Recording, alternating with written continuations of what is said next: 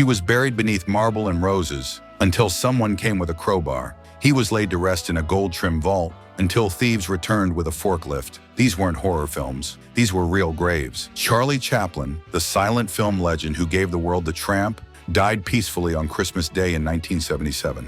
But 2 months later, peace shattered when his body was stolen from a Swiss cemetery in a plot that shocked the world. The thieves demanded $600,000 in ransom from Chaplin's widow Una, who refused to pay, calling the demand ridiculous. They escalated, even threatening the lives of her children. Swiss police launched a sweeping 5-week investigation, monitoring 200 payphones until they arrested 2 out-of-work auto mechanics from Eastern Europe. They had buried Chaplin's body in a nearby cornfield. Once recovered, Chaplin was reburied in a concrete-lined grave designed to prevent future theft. The robbers claimed desperation drove their plan, but what lingered was the unsettling truth. Even a comic genius couldn't rest in peace. The world had laughed with him for decades, but after death, it nearly watched his body become a bargaining chip. In 2015, nearly a century after directing the horror classic Nosferatu, Murnau's grave became a real-life nightmare. His family crypt in Stahnsdorf Cemetery near Berlin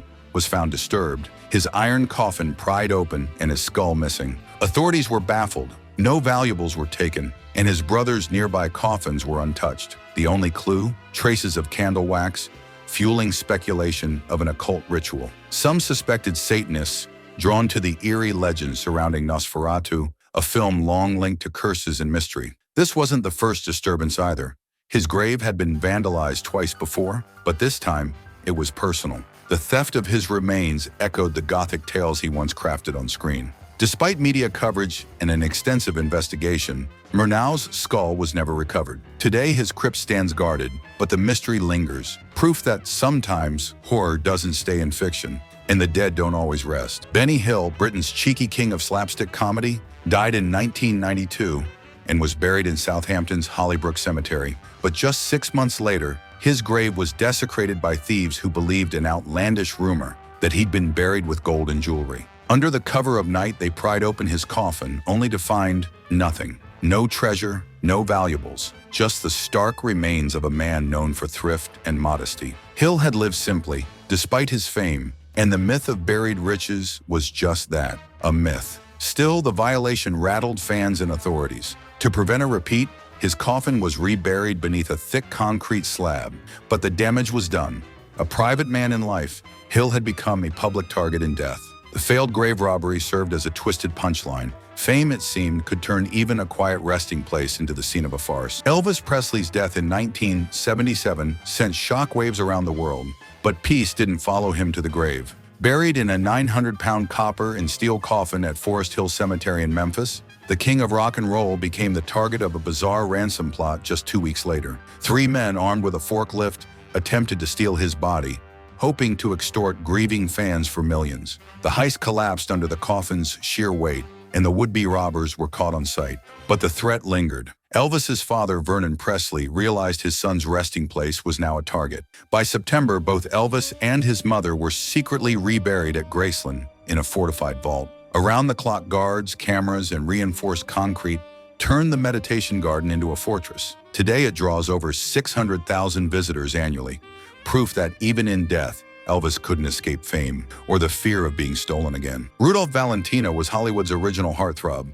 the exotic silent film icon who died at just 31, leaving behind a trail of mourning fans and unanswered questions. His sudden death in 1926 ignited mass hysteria. Riots broke out at his funeral. Women reportedly fainted and some even took their own lives. But the obsession didn't end there. In the 1930s, a self-proclaimed witch claimed Valentino's ghost demanded freedom and tried to dig up his grave. Decades later, a group with shovels attempted to exhume his body, possibly hunting for macabre memorabilia or seeking answers to lingering rumors. Both efforts failed, stopped by security. Still, his crypt at Hollywood Forever remains a shrine. Each year, a mysterious figure known as the Lady in Black leaves roses by his tomb. Valentino's legend, built on charm, scandal, and mystery, proved too strong for the grave. He died young, but the myth of Valentino kept clawing back into the spotlight. Marilyn Monroe's grave is as iconic and vulnerable as the woman herself. Entombed at Westwood Village Memorial Park in Los Angeles,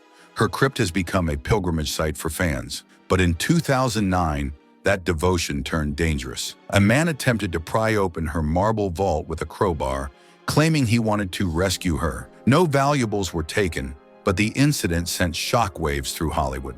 Monroe's resting place, nestled among other stars, was suddenly under siege. The cemetery scrambled to install tighter security, cameras, restricted access, and reinforced barriers. Yet the fascination endures. Thousands still visit, leaving lipstick kisses that stain the stone and letters that speak to her myth. Speculation and rumors swirl about her death, her affairs, and even whether her remains are truly intact. In life, Monroe was hounded by cameras. In death, her image remains irresistible. Fame made her a legend. Obsession made her grave a target. John Barrymore, the legendary actor from the famed Barrymore dynasty, was known for Shakespearean brilliance and scandalous living.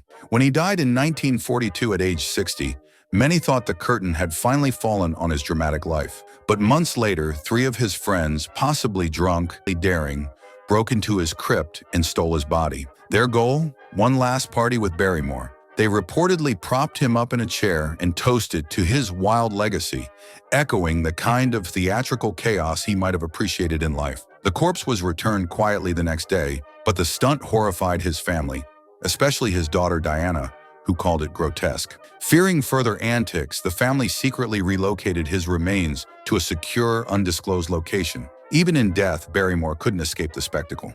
What was meant to be a final act turned into one more twisted encore, fueled by fame, myth, and morbid loyalty. Bob Crane, the charismatic star of Hogan's Heroes, met a grisly and unresolved end in 1978. Found bludgeoned in his Arizona apartment, his death shocked fans and baffled investigators. But the aftermath turned even darker. Though Crane was buried at Oakwood Memorial Park in California, his grave became a morbid attraction, not for mourners, but for true crime tourists. Some snapped photos, others left unsettling tributes. Rumors swirled, secret tapes, shady acquaintances, and a double life behind his wholesome TV persona. No one was ever convicted, and the case remains one of Hollywood's most disturbing mysteries. His family, especially his son, begged the public to respect his memory, but fascination won out. Though his remains were never physically disturbed, the atmosphere around his grave was anything but peaceful. Bob Crane didn't just die under mysterious circumstances.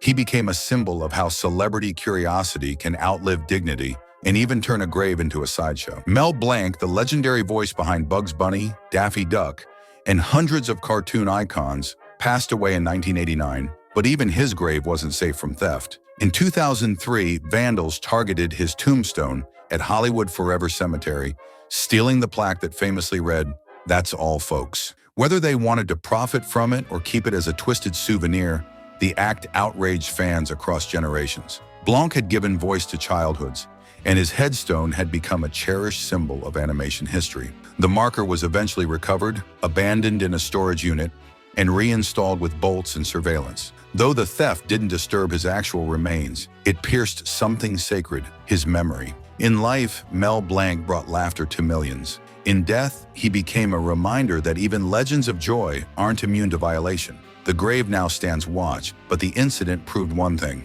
Even silence couldn't mute his legacy. Salvador Dali, the surrealist mastermind known for melting clocks and eccentric flair, died in 1989. But nearly 30 years later, he was pulled from the grave. In 2017, a Spanish court ordered his exhumation after a woman claimed to be his biological daughter, alleging her mother had an affair with the artist. The world watched as Dali's body was lifted from beneath the Dali Theater Museum in Figueres, Spain. In a bizarre twist befitting the man himself, his iconic mustache was still perfectly intact, styled exactly as he had worn it in life. DNA tests ultimately debunked the claim, revealing no familial connection. Critics called the exhumation a violation of Dali's legacy, an unnecessary spectacle.